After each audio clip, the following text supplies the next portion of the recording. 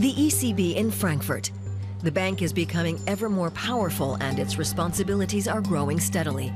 Many employees are being pushed to the limit, physically and mentally.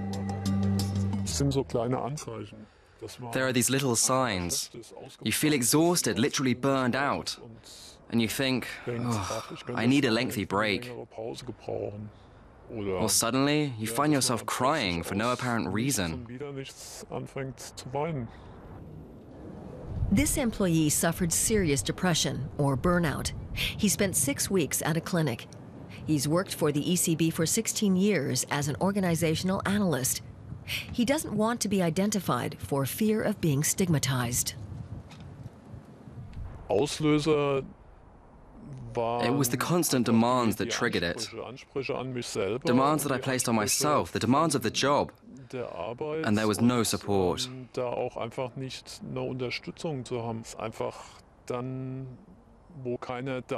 was no one else who could do some of the work, just me.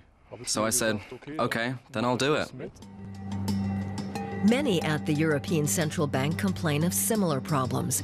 Staff are under a lot of pressure. 12 to 14-hour days are not unusual. There's always more to do. Bank stress tests, rescuing the euro, conducting oversight of more than 120 banks across Europe. Many feel like they're in permanent crisis mode. The ECB's trade union is raising the alarm. It says its surveys show that of the 2,800 employees at the bank, 1/3 are on the verge of burnout, while another third feel they're overstretched. The ECB can't just assess the economic situation of a country out of the blue. So task forces had to be set up for each country with experts who gather the necessary data. And that is an extremely demanding job that was not planned in advance. And the teams still had to do their regular work as well. The bank has been understaffed for years. The union has called on all the Eurozone national central banks to hire 1,000 more workers, so far without success. We see both strategic and operational risks. We made that clear in our open letter to the governors of the national central banks. We see a conflict of interests. They're pursuing national interests, and so they're keeping the ECB on a short lead, and that's creating these risks. And making ECB employees sick. One says he used to be highly motivated. He never switched off his cell phone until he found that he could no longer switch off either.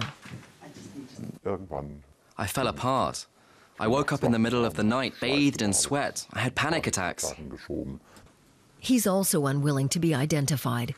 Being a banker at the ECB is considered a dream job. Annual salaries of around 100,000 euros are quite normal, but at what cost? I think it's a problem in society generally.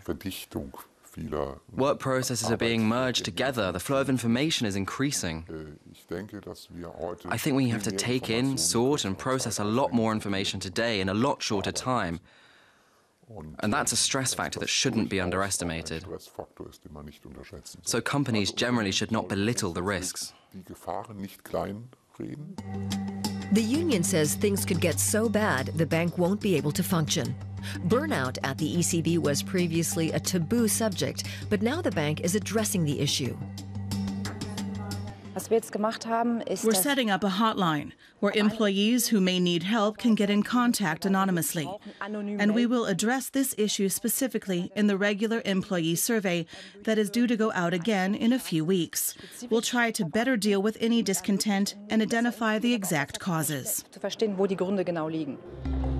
Generally, finance workers are expected to put in long hours and deliver results in this competitive industry, and not just at the ECB. Many accept the stress because they're ambitious and the pay is excellent. But it's clear, not talking about work stress is not a long-term solution.